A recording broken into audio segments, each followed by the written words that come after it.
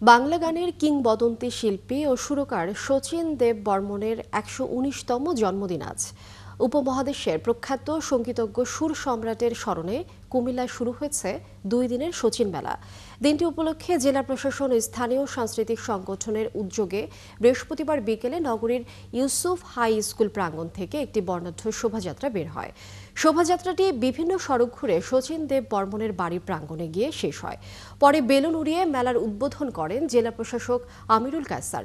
এরপর আলোচনা সভা ও মনোজ্ঞ সাংস্কৃতিক অনুষ্ঠান অনুষ্ঠিত হয়। অনুষ্ঠানে বিভিন্ন সামাজিক সাংস্কৃতিক সংগঠনের নেতৃবৃন্দ, শিক্ষক শিক্ষার্থীরা অংশগ্রহণ করে। আর এতে বাড়িটি শচীন প্রেমিকদের মিলন মেলায় পরিণত হয়।